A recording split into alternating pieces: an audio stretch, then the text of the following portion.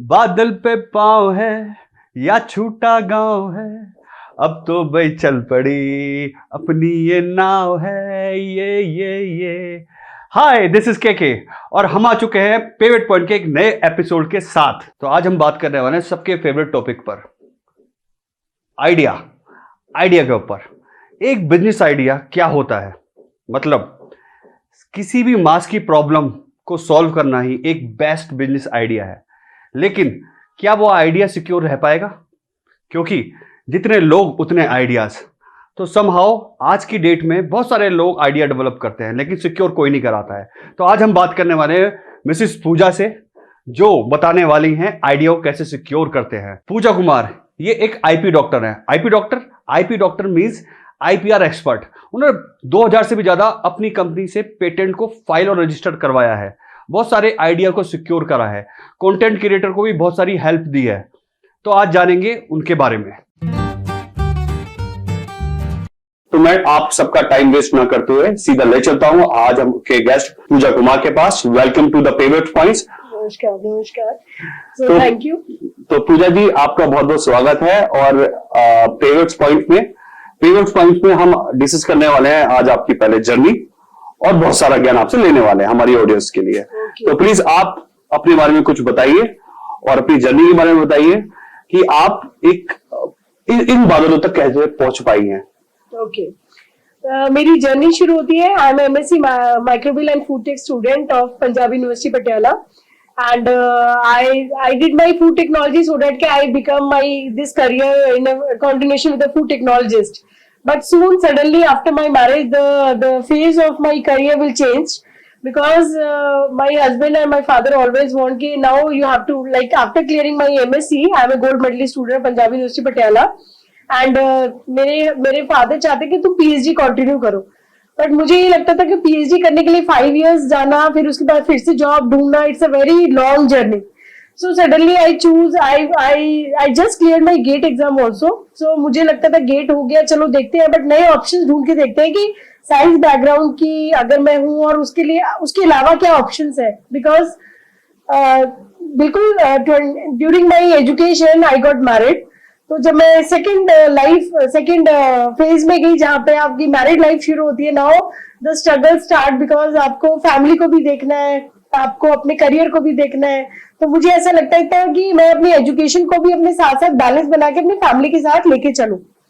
तो फिर मैंने पहले देखा कि मैं एज ए लेक्चरर की जॉब ढूंढती हूँ, तो maybe I fit for that because there are like hotel management के कॉलेजेस थे।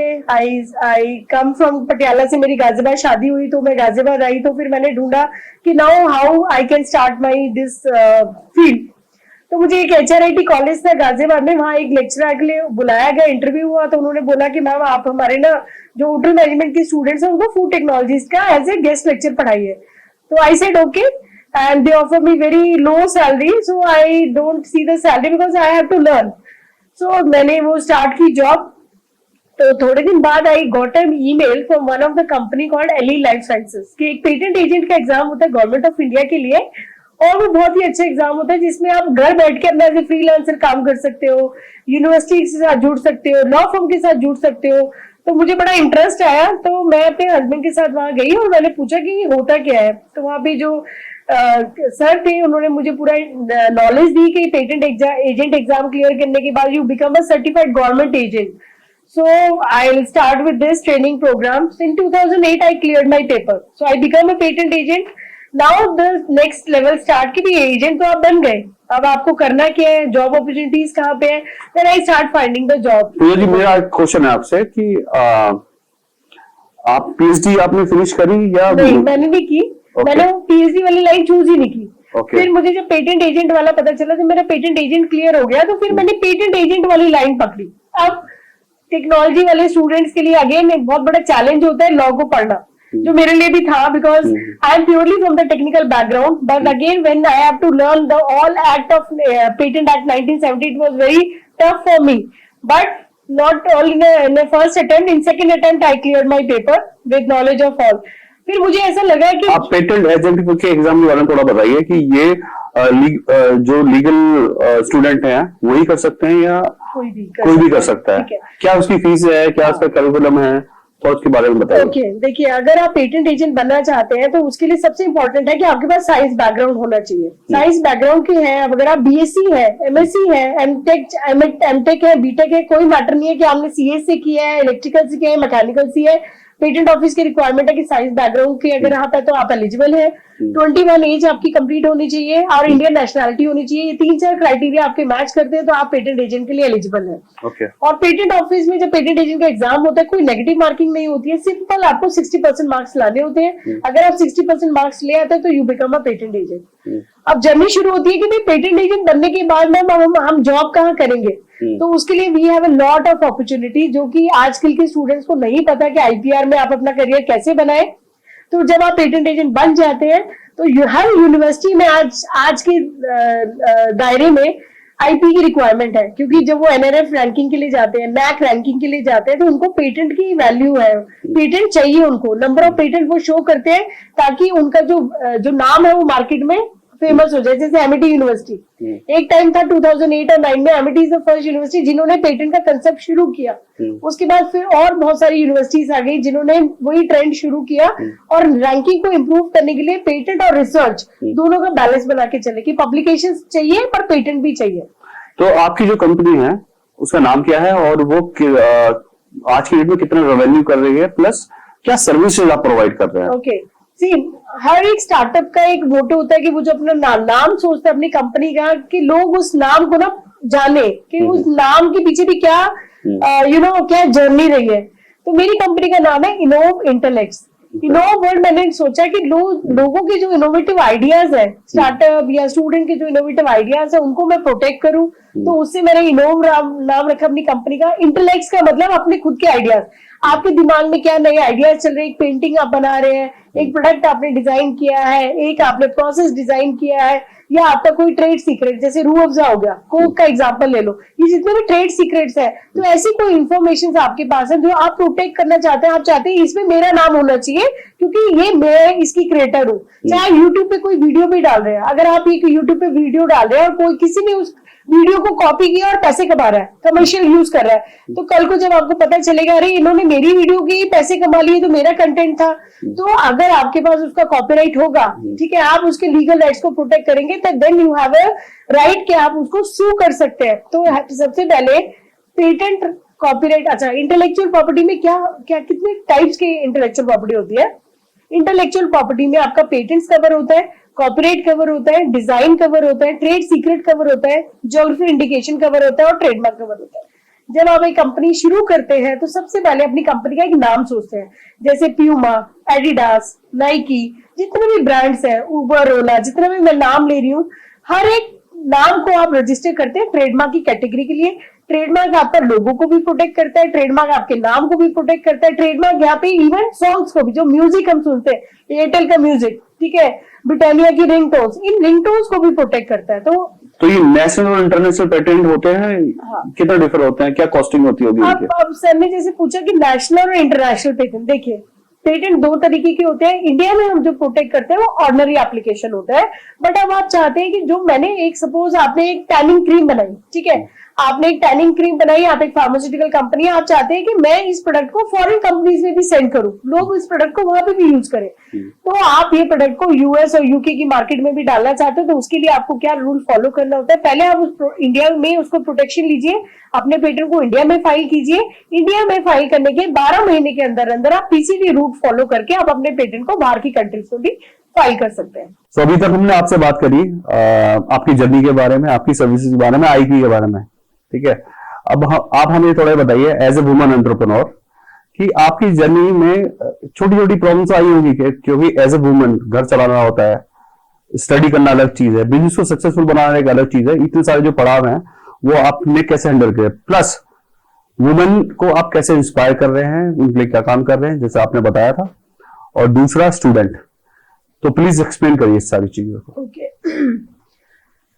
वुमेन एंटरप्रेन्योरशिप का जो था कंसेप्ट वो ऐसे नहीं था कि बाय बॉर्न है कि हमारे पूरे खानदान में बिजनेस है, नहीं ऐसा कुछ नहीं है। Because my father also in FCI, food corporation of India, all are service people. Okay, my husband is also in Delhi metro, but because I have 2 daughters, तो there I got this energy और this spark कि मुझे खुद अपने लिए कुछ करना चाहिए, अपना बिजनेस शुरू करना चाहिए ताकि मैं अपने बच्चों को देख पाऊँ। नहीं, आपके 2 बच्चे हैं हाँ, और 2 daughters। और आपका जो बैकग्राउंड है वो सर्विस बैकग्राउंड है, तो आपको ज्यादा डिफिकल्टी आई होगी। मुझे बहुत सारी डिफिकल्टीज आई, बट क्या है कि हर एक सक्सेस के पीछे फेलियर्स भी होते हैं, बट वो जो जितने भी स्ट्रगल्स थी, जितने भी चैलेंजेस थे, मैंने बड़े हंस के दूर कर दिए। जैसे फॉर एग्जांपल शुरू में सबसे पहले जब मैंने अपना शुरू किया तो fund is a very important factor, because आपके पास बहुत लिमिटेड फंड है, आपने कहीं से कोई लोन नहीं लिया, आपको अपना बिजनेस शुरू करना है, तो वो फंडिंग का था कि जो मेरे पास बूटस्ट्रैप फंड था, जैसे आजकल हम स्टार्टअप को बोलते हैं कि स्टार्टअप अपना बूटस्ट्रैप फंड को यूज करके अपना बिजनेस शुरू करती है ना। What is bootstrap fund? Bootstrap का फंड का मतलब है कि जो आपका मनी है, जो एफडीज हो गया, आपका सैलरी से जो बचा हुआ अमाउंट है, उसी को आपने अपने कंपनी में धीरे धीरे लगाना शुरू किया। जैसे कि स्टार्टअप अगर शुरू किया तो ट्रेडमार्क रजिस्ट्रेशन बहुत इंपॉर्टेंट था ताकि मेरे नाम को कोई आगे यूज ना करे। तो सबसे पहले मैंने अपनी कंपनी का ट्रेडमार्क रजिस्ट्रेशन करवाया। ट्रेडमार्क रजिस्ट्रेशन के बाद सीए ढूंढा कि भाई मेरी जो आपकी रिटर्न्स है, चाहे जो भी अर्निंग हो रही है, रिटर्न फाइल करना जरूर शुरू करें, क्योंकि मुझे लगता है कि सिर्फ हमारा जो सोसाइटी को भी एक बहुत इंपॉर्टेंट फैक्टर है कि भाई पैसा तो हम कमा रहे हैं पर टैक्सेशन भी हमें देना जरूर है। तो आप अपनी जर्नी में कितने टाइम बाद सक्सेसफुल हुए, मैं या बीच में ब्रेक कितने लगे? क्योंकि ब्रेक जरूर लगता है किसी भी एंटरप्रेन्योर जर्नी के अंदर। देखिए, मैंने जब अपना जर्नी शुरू किया तो जो मैंने बताया कि 2007 से मैं इस फील्ड में आई। 2007 से लेके 15 तक मैंने कंटिन्यूस जॉब की। 15 के बाद 17 तक ब्रेक लिया 2 साल का, जिसमें मेरी 2015 में सेकंड डॉटर हुई। तो फिर मुझे लगा कि अब 2 बेटियां हो गई हैं, दोनों बेटियों को अगर आप ऑफिस ज्वाइन करते हैं तो दोनों बेटियों को इग्नोर करना ठीक नहीं होगा। एंड मेरे हस्बैंड भी क्योंकि वर्किंग था, मेरी पूरी फैमिली वर्किंग थी, बिकॉज मैं जिस फैमिली में रहती हूँ, we are a joint family. आज भी हम जॉइंट फैमिली में रहते हैं और जहाँ पे सब वर्किंग। मेरी मदर इन लॉ भी रेलवेज में थी, मेरे ब्रदर इन लॉ भी एडवोकेट्स थे। तो अगेन एक स्ट्रगल शुरू हो गई कि मैं अगर घर से बाहर जाऊंगी तो मेरी बेटियों को कौन ध्यान रखेगा। And you know the society is not good. ऐसा आप सोच रहे थे या आपकी फैमिली वाले तो सोच रहे थे? ऐसा मैं सोच रही थी कि मैं अपनी बेटियों को जनरली जॉइंट फैमिली में आपको अपोज करने वाले बहुत सारे लोग होते हैं। हाँ, अपोज करने तो आपकी फैमिली में वाले। कैसा था? देखो, मेरी फैमिली में अपोज तो नहीं, क्योंकि सब लोग वर्किंग थे तो किसी को किसी उससे कोई फर्क नहीं पड़ता था। ओके। बट मुझे पता था कि मुझे अपनी बेटियों को कैसे आगे लेके जाना है। तो बाय गुड लक क्या हुआ कि मेरे फादर रिटायर हुए पटियाला से, बिकॉज मैं पटियाला से हूँ। तो मेरे फादर रिटायर हुए तो मेरी मम्मी पापा वापस गाजियाबाद वापस आ गए, क्योंकि हमारा घर वहां पे एक ऑलरेडी था। तो फिर मेरे लिए बहुत अच्छा ऑप्शन हो गया कि जब मैं मीटिंग्स के लिए जाती थी तो मैं अपनी बेटियों को मम्मी पापा के पास छोड़ के जाती थी कि आप उनका ध्यान रखो। तो मेरी मम्मी का बहुत सपोर्ट रहा, मेरे पेरेंट्स ने बड़ा सपोर्ट रखा मेरे बच्चों को ग्रूम करने में। तो मुझे कम से कम ये टेंशन नहीं होती थी कि अगर मैं एक बिजनेस मीटिंग के लिए गई हूँ तो घर पे मेरे बच्चे मतलब इतने दिन 3 या 4 घंटे तक कौन उनको देखेगा। तो फिर मैंने उस चीज को बैलेंस किया। बैलेंस करने के बाद जब मुझे आउट ऑफ स्टेशन जाना होता था तब अगेन मेरे पेरेंट्स का ही रोल वहां पे आया, मेरे हस्बैंड का भी रोल आया। तो वो क्या करते थे, वो अपनी शिफ्ट्स को चेंज करते थे, बिकॉज मेट्रो में थे। तो उन्होंने भी स्ट्रगल की कि वो सुबह कई बार सर्दियों में 4-4 बजे की शिफ्ट लगाते थे कि मैं सुबह 4 बजे जाऊंगा तो मैं 12-1 बजे आ जाऊंगा, सो दैट कि मैं बाद में बेटियों का ख्याल रख लूंगा। सो हम दोनों ने ऐसे कॉम्प्रोमाइज किया अपनी लाइफ में कि भाई अभी अगर मैं अपना बिजनेस धीरे धीरे शुरू करूंगी तो एक टाइम ऐसा आएगा कि हमें ये सब चिंता करने की जरूरत नहीं होगी। तो आपका फैमिली का पूरा सपोर्ट था? पूरा फैमिली का सपोर्ट था मेरे बिजनेस को आगे ले जाने के लिए। तो आपको क्या लगता है कि आपकी टीम में जो वर्किंग है वो भी है या आपकी फैमिली भी आपकी टीम है? मेरी फैमिली भी मेरी टीम है। जब पहले अपना बिजनेस प्रोप्राइटर से शुरू किया, फिर उसके बाद जब मेरा बिजनेस बढ़ने लगा। अच्छा, यहाँ से मैं आपको थोड़ा जर्नी बताती हूँ कि काइट इंजीनियरिंग कॉलेज गाजियाबाद का पहला कॉलेज था जहां मुझे मेरा MOU साइन हुआ 2018 में। बिकॉज मैंने 1 मैन आर्मी की तरह काम किया, क्योंकि आप बिजनेस आपको बैकग्राउंड की कोई नॉलेज नहीं थी, बिजनेस का कोई आपको अता पता नहीं था। तो मैंने बस शुरू किया कि मार्केटिंग कौन करेगा मेरी कंपनी के लिए। तो मैंने खुद ही फोन किया एक कॉलेज में, kite engineering college, first college, वहां पे TBI में सत्येंद्र सर थे, इंक्यूबेशन सेंटर संभालते थे। एंड आई कॉल की बोला कि सर मैं पेटेंट एजेंट हूँ और मुझे IP का एक्सपीरियंस है और मैं चाहती हूँ कि यूनिवर्सिटीज के में जो गैप है, रिसर्च तो है बट लोगों को पेटेंट की नॉलेज नहीं है, उसको फिल करना चाहती हूँ, तो आप मुझे मौका दीजिए मीटिंग का। तो सर ने मुझे अगले दिन बुलाया। इट वॉज वेरी सरप्राइज कि सर ने अगले दिन ही मेरे साथ MOU साइन कर लिया। And I was so happy कि फर्स्ट मीटिंग में ही MOU साइन हो गया। तो मुझे थोड़ा बूस्ट मिला, थोड़ा स्ट्रांग बनी मैं कि इसका मतलब अगर मैं एक कॉलेज ले सकती हूँ तो मैं और कॉलेज में भी ट्राई तो कर ये सकती आपकी हूँ। पहली सेल थी? यस। नहीं, पहली सेल के लिए आपने कितने एफर्ट डाले, थोड़ा उसके बारे में बताइए। पहली सेल के लिए एफर्ट तो बहुत ज्यादा लगे कि पहले तो ये था, आपको ना कितने लोगों ने बोला? उससे पहले ना तो नहीं मुझे बोला, ये मेरे लिए सबसे अच्छा था कि आज भी मेरे क्लाइंट्स मुझे ये बोलते हैं कि पूजा आपका नेटवर्किंग बहुत अच्छा है, मतलब आपसे Okay. अगर एक बार कोई बात कर ले तो मुझे नहीं लगता कि वो आपसे आगे नहीं जुड़ना चाहेगा। तो आज भी मेरे क्लाइंट्स मुझे अप्रिशिएट करते हैं, जहाँ की जो डिसीजन मेकर्स होते हैं यूनिवर्सिटीज में, they are the higher authorities, not the junior one.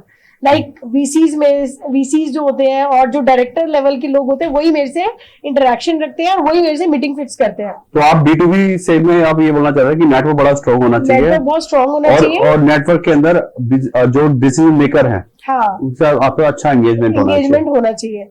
Business शुरू किया तब मुझे नहीं आइडिया था कि पेटेंट फाइलिंग के क्या चार्जेस होते हैं। मुझे इतना पता था कि आनंद एंड आनंद बड़ी बड़ी लॉ फर्म जैसे Lex Orbis, Anand and Anand, KNS partner बहुत अच्छे चार्जेस करती है पेटेंट फाइलिंग के। तो जब मैंने इस फील्ड में पैर रखा तो मुझे काइट से ये ऑफर हुआ कि सत्येंद्र सर ने बोला कि पूजा हम 5,000 से शुरू करेंगे। ओके। तो 5,000 मैंने सुना तो मैंने सोचा कि शायद क्या पता यही रेट हो मार्केट में, क्योंकि मुझे भी अपना बिजनेस शुरू करना था। तो मैंने वो 5,000 का ऑफर एक्सेप्ट कर लिया। एक्चुअल रेट क्या था मार्केट? एक्चुअल रेट मुझे नहीं पता था मार्केट का रेट क्या है। अब अगर आज मैं जज करेंगे तो आज मैं बात करती हूँ तो एक्चुअल रेट जब नहीं, मैं वही का बताती हूँ। जब मैंने 5,000 से काम उठाया तो मैंने खुद ही सर्च की, खुद ही ड्राफ्ट किया, खुद ही पेटेंट फाइल किया। और फाइलिंग की मुझे नॉलेज नहीं थी, क्योंकि मेरी कंपनी में जो काम होता था वो ड्राफ्टिंग और सर्चिंग का होता था। खुद ही गूगल पे जाके पहले पूरा सीखा, प्रोसेस होता कैसे है, डिजिटल सिग्नेचर बनाए, पेटेंट फाइल किया। जब पेटेंट फाइल किया तो उसके बाद इतनी खुशी हुई कि मैं सारा कर सकती हूँ। फिर उसके बाद जब मार्केट में पता चला कि एक बार मैंने पूछा किसी से कि एक पेटेंट फाइल करने में कितना पैसे लग जाते हैं, तो उन्होंने कहा पूछा 40,000 50,000 लेते हैं लॉ फर्म वाले, डिपेंड करता है कि क्लाइंट कैसा है। मैंने कहा अच्छा। फिर मैंने कहा कि मैंने 5,000 में एमओयू साइन कर दिया, 5,000 पर पेटेंट, तो पीछे तो नहीं मुड़ना था।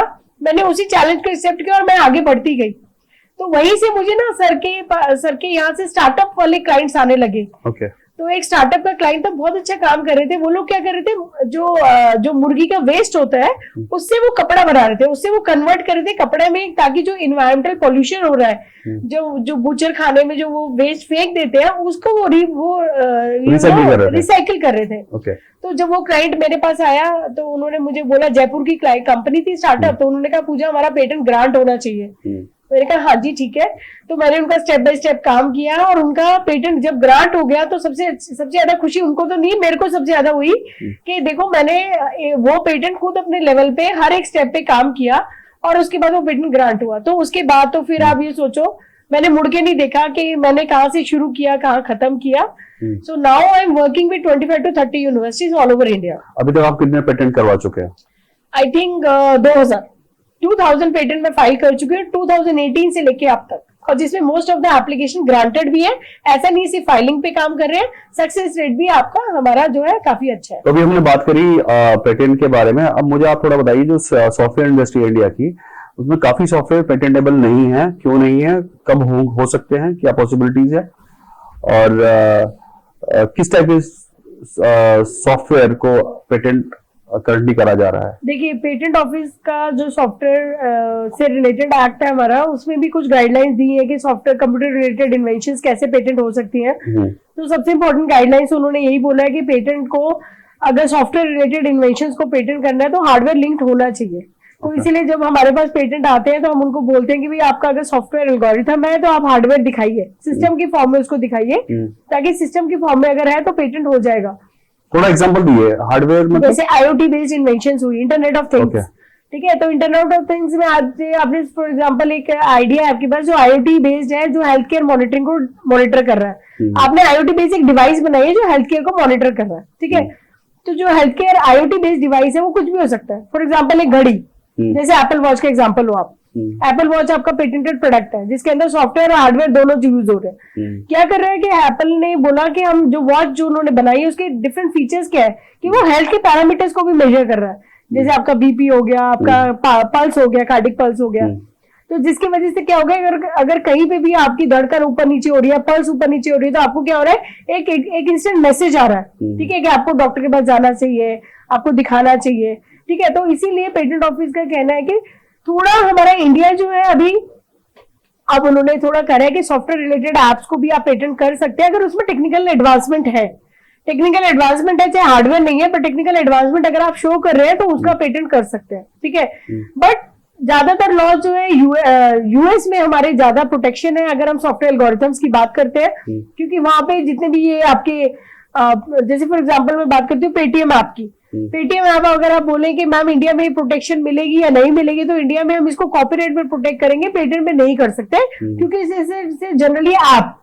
बट वही अगर मैं कंसेप्ट की बात करती हूँ आपका पेपैल, क्योंकि वो यूएस का प्रोडक्ट है, ठीक है, तो मे बी जो पेपैल का पेटेंट है वो यूएस में ऑलरेडी रजिस्टर्ड होगा। So there is a difference between the laws of India as well as US. तो आईपी और कॉपीराइट में डिफरेंस क्या है एग्जैक्टली? आईपी और copyright, see IP is intellectual property में डिफरेंट टाइप्स के different type of you can say divisions है, जैसे कॉपीराइट हो गया, पेटेंट हो गया, ट्रेडमार्क हो गया, जीआई हो गया, ट्रेड सीक्रेट हो गया। अब पेटेंट और कॉपीराइट में क्या अंतर है? पेटेंट एक्चुअली हम देते हैं टेक्नोलॉजी का, ठीक है, पेटेंट हम देते हैं ऐसे प्रोडक्ट का जहां पे टेक्नोलॉजी टेक्निकल इन्वेंशंस लगी है और जिसमें हम इन्वेंटिव स्टेप और नोवेल्टी की बात कर रहे हैं। कॉपीराइट में ना ही कोई नोवेल्टी ना ही कोई इन्वेंटिवनेस, वहां पे हम सीधा बात करते हैं originality of an idea. Original work होना चाहिए। ओरिजिनल वर्क में चाहे आपकी कोई वीडियो है, चाहे कोई फिल्म है, चाहे वो आपने कोई गाना गाया जो आपने ओरिजिनल गाया है, ठीक है, चाहे कोई पेंटिंग आपने एक आर्टिस्ट ने पेंटिंग बनाई है, वो उसका खुद की ओरिजिनलिटी है, खुद का क्रिएटिव आइडिया है।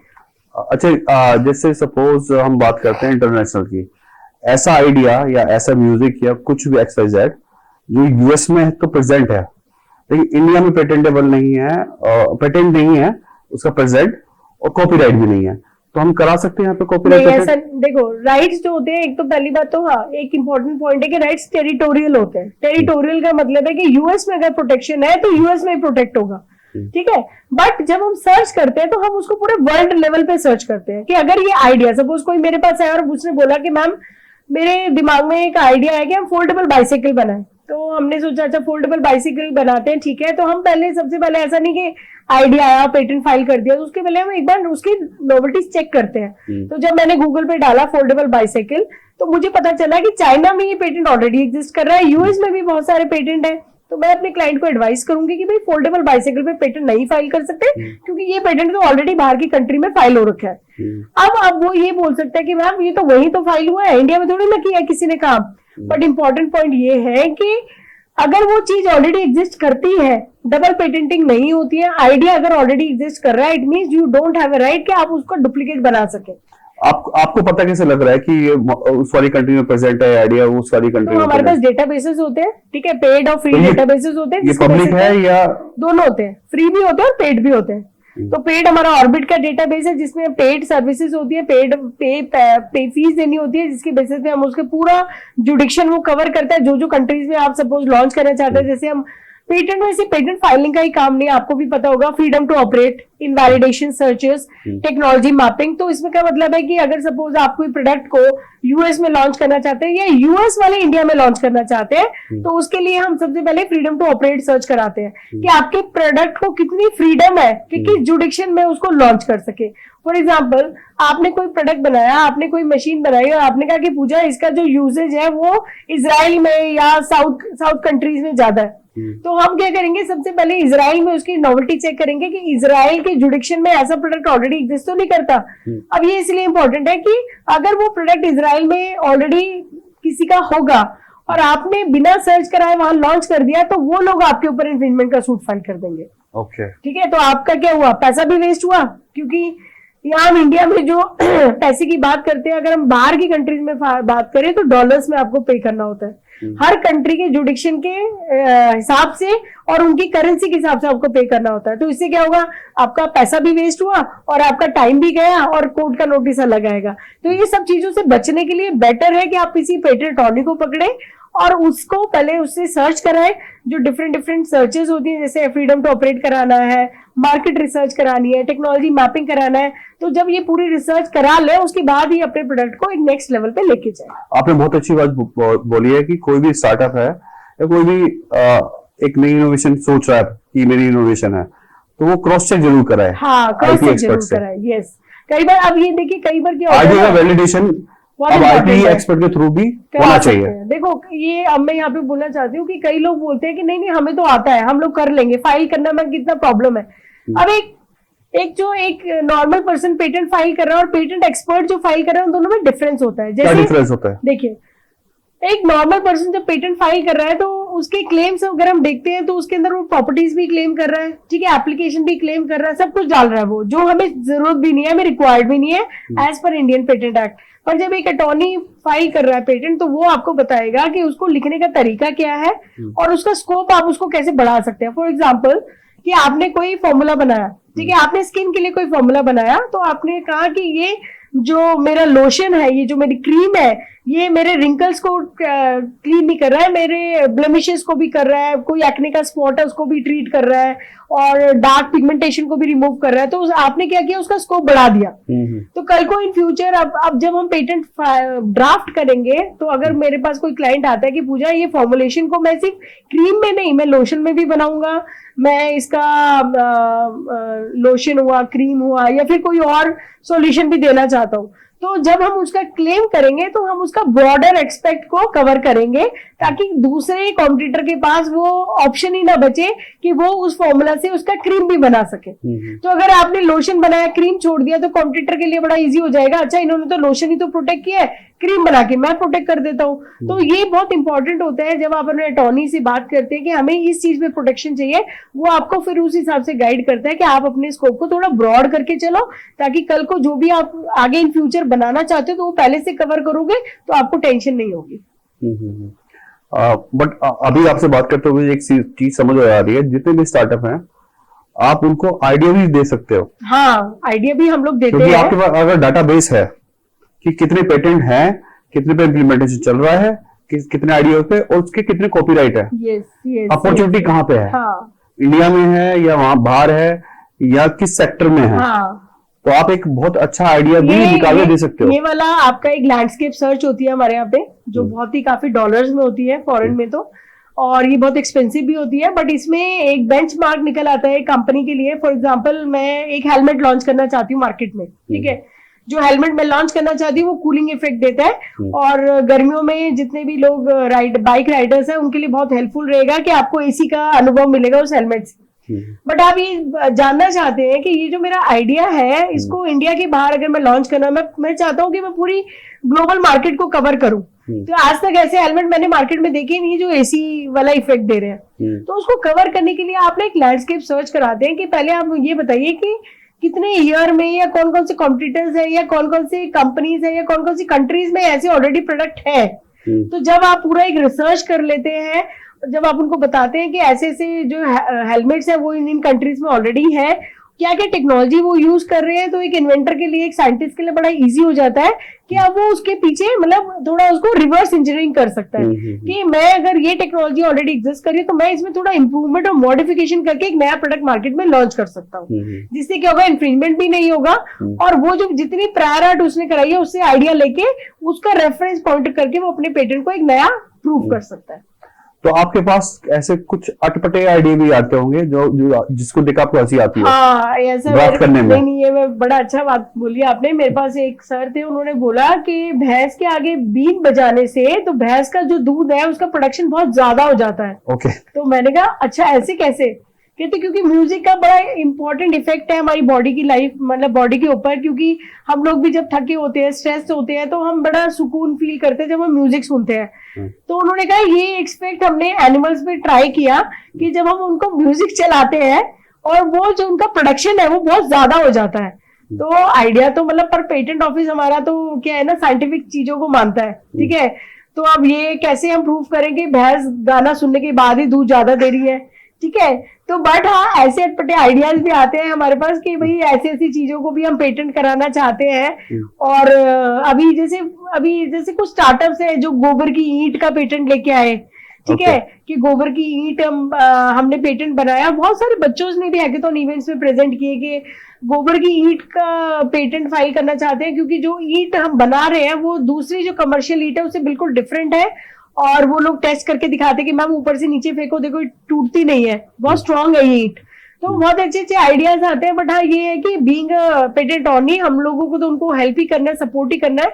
तो हम लोग उनको कहीं ना कहीं बोलते हैं कि पेटेंट तो नहीं, आप इसका कॉपीराइट प्रोटेक्ट कर सकते हैं। मतलब मेरे एंगल से मैं ये बोलती हूँ कि हर क्लाइंट एक आपका भगवान होता है। आप जब एज ए वुमेन एंटरप्रेन्योर है और मेरे पास जितने भी क्लाइंट एक बार आते हैं तो मैं हमेशा ये स्ट्रैटेजी फॉलो करती हूँ कि ये क्लाइंट दोबारा वापस मेरे पास आए। तो अभी हमने बात करी आईपी के बारे में और लीगल मैटर के बारे में, बट सबसे इम्पोर्टेंट जो फैक्टर है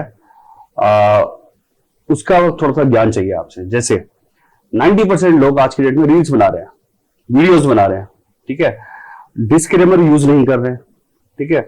और जैसे बिग बॉस में मिस्टर पुनीत हैं, उनके इतने सारे वीडियोस वायरल हैं क्योंकि उनकी शॉर्ट क्लिप को यूज करा जाता है बीच बीच में। क्या वो उस, सपोज मेरी एक वीडियो वायरल हो जाती है उनका ये वाला कंटेंट यूज करके, क्या वो मुझे क्लेम कर सकते हैं वो चीज? क्योंकि अभी उन्होंने पेटेंट नहीं करा रखा, कॉपीराइट सॉरी, और इन फ्यूचर वो कॉपीराइट ले लेते हैं तो क्या मुझे उनको देना पड़ेगा कुछ? ऐसे जो केसेस है इसके बारे में आप थोड़ा बताइए कि इस केसेस से कैसे सेव हो सकते हैं। हाँ देखो, ये इन सबको हम बोलते हैं पर्सनैलिटी राइट्स, ठीक है। जैसे अभी रिसेंटली अमिताभ बच्चन ने पर्सनैलिटी राइट्स के लिए प्रोटेक्ट किया कि भाई मेरी फोटो मेरे डायलॉग्स कोई यूज नहीं करेगा। क्योंकि कहीं ना कहीं क्या होता है, कॉपीराइट में आप प्रोटेक्शन लेते हैं क्योंकि क्या होता है ना, आपकी इंटीग्रिटी राइट्स जो होते हैं, आपकी मॉरल राइट्स वो हैम्पर हो रहे हैं। क्योंकि कोई आपकी नकल कर रहा है, कोई उसको यूज कर रहा है कमर्शियली, अपने आउटपुट अपने कमर्शियली उसका रॉयल्टी ले रहा है या पैसे कमा रहा है। बट जो ओरिजिनल क्रिएटर है उसको तो कुछ नहीं मिल रहा ना। फॉर एग्जाम्पल मेरे ख्याल से एक जो राजस्थानी गाना था ना, वो आपका जो ईला अरुण ने गाया था, वो मोरनी बागा में बोले आधी रात में, वो उसका जो मतलब वो गाना जो है वही की राजस्थान का ही वो कुछ पुराना कोई गाना था जिसको उसको फोक सॉन्ग था, है ना, जो था उसको आगे गाया। बट अब जैसे फॉर एग्जाम्पल अगर वही गाना कोई और गा रहा है, ठीक है, without taking the rights of that singer, जितने भी आप इंडियन आइडल देखते हैं, इंडियन आइडल हुआ या कोई भी ऐसे शोज होते हैं, तो सबसे इम्पोर्टेंट है कि पहले वो लोग क्या करते हैं, पहले उस सिंगर से उसके आप पहले उससे आप राइट लेते हैं कि भाई हम इंडियन आइडल शो में इनके गाने गवाने वाले हैं और उसके लिए आप पहले हमें परमिशन दे दीजिए। अगर वो परमिशन नहीं लेते हैं तो उस सिंगर के पास, उस राइटर, उस कंटेंट, उस प्रोड्यूसर के पास पूरे राइट्स हैं उनको कॉपीराइट वॉल्यूशन के लिए सू करने के। तो जब भी हम रील्स बना रहे हैं तो रील्स में क्या होता है, छोटी रील्स है जो 5 सेकंड से नीचे छोटी है, तो उसके लिए तो कोई कॉपीराइट आप वॉल्यूशन से बच जाएंगे, ठीक है। बट जहां बहुत लंबी रील्स है, जहां पे म्यूजिक भी किसी और का यूज हो रहा है और आपने ना ही उस म्यूजिक के लिए कहीं से राइट्स लिए हैं और उसको आप कमर्शियली यूज कर रहे हैं कि आप उससे पैसा कमा रहे हैं उन रील्स से, ठीक है, तो कॉपीराइट वॉल्यूशन हो रहा है। तो क्या होगा कि आपको जो म्यूजिक कंपोजर है, जिसका वो म्यूजिक है, जिसका आपने यूज किया बिना टेकिंग परमिशन, वो आपको कॉपीराइट के लिए कभी भी सू कर सकता है। तो आजकल के बच्चों को ये चीजें नहीं पता होती। हमें बस ये पता है कि छोटा सा बच्चा भी रील बना के डाल रहा है, तो रील बनाते हुए भी सेकंड्स का इंपॉर्टेंस है कि कितने सेकंड की वो वीडियो है। और यूट्यूब पे भी आप देखो, कई लोग क्या होता है कि यूट्यूब पे किसी की भी वीडियो, जैसे फॉर एग्जांपल कोई एक ट्यूशन वाला है, कोई कोचिंग वाला है, उसका एक कंटेंट है, वहां से उठाया उसने और वो भी शुरू कर दिया उसने भी ट्रेंड, कि ताकि कि लोग उसकी सेम टेक्नोलॉजी को यूज करके मैं भी बच्चों को टीच कर रहा हूँ। बट अगर उसका खुद का आइडिया, खुद की क्रिएटिविटी है जिसकी वजह से लोग अट्रैक्ट हो रहे हैं, वो आप कॉपी करके अपने में यूज कर रहे हो, तो अगेन अ कॉपीराइट इन्फ्रिंजमेंट। तो ये चीजें देखो, मार्केट में क्या अवेयरनेस नहीं है लोगों को, इसलिए लोग क्या करते हैं कि कौन पकड़ेगा, कौन क्या होगा। बट आपका जो आईपी एड्रेस है वो बहुत इंपॉर्टेंट फैक्टर होता है, बिकॉज क्या होता है कि जाने जाने में हम लोग गलतियां कर देते हैं। हम लोग क्या करते हैं, किसी और की पिक्चर उठा के किसी और की जगह पोस्ट कर दी। एक बड़ा अच्छा एग्जांपल दूंगी, ग्राफिक डिजाइनर था, ग्राफिक डिजाइनर को बोला गया कि आप एक वेबसाइट बनाइए स्कूल के लिए। तो ग्राफिक डिजाइनर ने एक वेबसाइट बनाई स्कूल के लिए, और उसने क्या किया, उस वेबसाइट बनाते हुए एक बच्चों की फोटो की जरूरत थी, क्योंकि जाहिर सी बात है स्कूल के लिए वेबसाइट चाहिए तो बच्चे की फोटो भी चाहिए। तो उसने क्या हुआ, ऐसे इंटरनेट पे गया और इंटरनेट से कहीं से भी एक बच्चों की पिक्चर उठाई और अब उस वेबसाइट में लगा दी। वेबसाइट को लगाने के बाद कॉलेज को वेबसाइट जब हैंडओवर की तो कॉलेज वालों के पास एक कॉपीराइट का नोटिस आया, जिसमें उन्होंने लिखा कि आपने इस फोटो का कॉपीराइट इन्फ्रिंजमेंट किया, जो कि ये जो इंटेलेक्चुअल प्रॉपर्टी किसी और की प्रॉपर्टी थी। उन्होंने देखा वो लेटर, तो उन्होंने कहा कि ये मतलब किसकी प्रॉपर्टी थी। तो बाद में पता चला वो किसी एक फोटोग्राफर की प्रॉपर्टी थी, जो उसने एक फंक्शन में एक बच्चों की फोटो खींची थी। तो फिर बाद में उस फोटोग्राफर ने उस कॉलेज को बोला मुझे इतने डैमेजेस चाहिए क्योंकि आपने मेरे राइट्स को वायलेट किया है, जो कि मेरी इंटेलेक्चुअल प्रॉपर्टी थी। तो then the graphic designer realise the importance of this कि आप जितनी भी इमेजेस हैं, जो फ्री इमेजेस हैं, आप उनको यूज करो, बट जो ऑलरेडी किसी की इमेजेस है, जो क्लिक पिक्चर्स है, उनसे परमिशन लेने के बाद ही उसको कहीं पे आप उसको यूज कर सकते हो। तो जो आपने ये केस बताया फोटोग्राफर वाला, तो फोटोग्राफर ने इसको बाद में कॉपीराइट लिए नहीं, उसने फिर बाद में यूनिवर्सिटी कॉलेज ने फिर कॉपीराइट फाइल किया। पहले तो उसको बोला गया कि इमेज रिमूव करो, इमेज रिमूव की गई, फिर उन्होंने अपने स्कूल के बच्चों की फोटोज वहां पे यूज करी। तो इसीलिए इंपॉर्टेंट है कॉपीराइट के अंदर कि आप जब भी स्टूडेंट्स के लिए या एक प्रोफेशनल के लिए भी जब भी आप इंटरनेट से कोई चीजें उठाते हैं तो अपनी पहले तो उसकी ग्राफिक डिजाइनिंग को चेंज करें, ठीक है। दूसरा, उसका रेफरेंस जरूर कोट करें कि ये पिक्चर मैं इस पर्पस के लिए यूज कर रहा हूँ, तो उसका रेफरेंस मैं वहां जरूर डाल रहा हूँ। तीसरा, हमेशा एब्स्ट्रैक्ट और थ्योरी, जो भी कंटेंट आप, चाहे आप रिसर्च पेपर है, चाहे किसी का कंटेंट है, चाहे ब्लॉग है, चाहे न्यूज़पेपर का वर्क है, उसको अपनी लैंग्वेज में लिख के कहीं पे डालें, ना कि कॉपी पेस्ट करें। अगर आप कॉपी पेस्ट करेंगे तो वॉयलेट हो रहे हैं राइट्स, तो कोई भी आपको सू कर सकता है और बोल सकता है कि ये चीज मेरी थी, क्योंकि इसके बाद मेरे पास ऑलरेडी इसके एविडेंसेस है। क्योंकि देखिए, जब आप कोर्ट की बात करते हैं तो पेटेंट ऑफिस जो कोर्ट है, हमारा सब जगह एविडेंसेस देखते हैं। तो अगर आप ये एविडेंस प्रूफ करते हैं कि ये जो वीडियो है वो मैंने सबसे पहले पिक्चराइज की या मैंने बनाई, तो उसका प्रूफ आपके पास है। क्योंकि आपके पास एक डेट होती है, जब वीडियो आप शूट करते हैं तो आपके कैमरे में, मोबाइल में उस डेट की रिकॉर्डिंग होती है। वो रिकॉर्डिंग, वो डेट ही आपका एक एविडेंस होता है, जो कि आप प्रूफ कर सकते हो इन द कोर्ट कि ये जो वर्क था वो मेरा था, मैं ओरिजिनल क्रिएटर हूँ। सेकेंड, जब भी आप कोई चीज बाहर से कंटेंट उसमें ऐड करें, चाहे म्यूजिक इनपुट किसी का डाल रहे हैं, चाहे कोई डांस स्टेप कॉपी कर रहे हैं, तो पहले आपको उसको रेफरेंस जरूर देना चाहिए, उसको आपको जरूर यू कैन से ऐड करना चाहिए उसका नाम, सो डैट कि कल को अगर वो आपके ऊपर केस फाइल कर रहा है तो आप ये कह सके पेटेंट ऑफिस को कि सर मैंने इनका रेफरेंस इसके अंदर डाला है, जिसकी वजह से आप बच जाएंगे। मेरा एक लास्ट क्वेश्चन है आपसे कि डिस्क्लेमर क्या होता है और किस तरीके से वो काम करता है, कितना इम्पोर्टेंट है यूट्यूब चैनल के लिए, तो उसके बारे में थोड़ा बताइए। डिस्क्लेमर होता है कि देखो, डिस्क्लेमर का क्या मतलब, डिस्क्लेम, हम ये लोग डिस्क्लेम कर रहे हैं, ठीक है। जैसे हम लोग पेटेंट्स में भी अपना एक डिस्क्लेमर लगाते हैं कि भाई आप ये नहीं कि हम जो आपको रिपोर्ट दे रहे हैं तो आप ये एक्चुअल समझो कि मैडम ने पूरे वर्ल्ड वाइड पे अच्छे से सर्च करा होगा। कई बार ऐसा होता है, ह्यूमन माइंड है, ठीक है, कहीं ना कहीं कोई चीजें छूट जाती है। तो आप कल को मुझे कोर्ट में नहीं लेके जा सकते कि पूजा मैडम आपने हमारी सर्च प्रॉपर क्यों नहीं करके दी, आपने ये पेटेंट कैसे छोड़ दिया, ठीक है। तो डिस्क्लेमर हमने पहले लगा दिया, भाई हमारे पास जो डेटा बेसिस के, उसके बेसिस पे हमने एक सर्च करके आपको दे दिया, ओवरऑल एक आइडिया दे दिया कि आपका आइडिया पेटेंटेबल है कि नहीं है, ठीक है। बट इस रिपोर्ट के बेसिस पे ना आप मुझे कोर्ट में नहीं लेके जा सकते, या इस रिपोर्ट के बेसिस पे आप किसी से डैमेजेस नहीं क्लेम कर सकते कि आप कल को बोलो कि ये तो पूजा मैम ने रिपोर्ट बना के दी थी, अब इसके बेसिस में, इस रिपोर्ट के बेसिस पे किसी कंपनी को सूट फाइल करने जा रहा हूं, नहीं। तो इसीलिए हर एक कंपनी, हर एक मीडिया, हर एक मतलब प्रोटेक्शन चाहती है कि कल को कोई इसको गलत यूज ना कर ले, तो हम एक नीचे एक डिस्क्लेमर लगा देते हैं लीगल टर्म्स में, ठीक है। भाई हम इतना क्लेम कर रहे हैं पर इसके आगे ये डिस्क्लेमर है, ठीक है। तो डिस्क्लेमर्स हर कंपनी अपने आप को बचाने के लिए, ठीक है, तो हम अपना एक डिस्क्लेमर लगाते हैं कि भाई ये चीज की हम प्रोटेक्शन दे रहे हैं, पर आउट ऑफ द बाउंड्री अगर आप किसी और चीज की बात कर रहे हो उसमें हम लोग आपको अलाउ नहीं करेंगे। तो ये एक लीगल लीगल वो होता है, प्रोटेक्शन होता है डिस्क्लेमर आपका। मतलब आप ये सोचो प्रोटेक्शन है आपके लिए। अब सपोज मैंने डिस्क्लेमर लगा दिया और मैंने एज ए यूट्यूबर किसी बड़ी पर्सनैलिटी को गालियां दे दी, नहीं वो नहीं कर सकते आप, ऐसा नहीं कर सकते, वो डिस्क्लेमर काम नहीं करेगा, वो नहीं काम करेगा।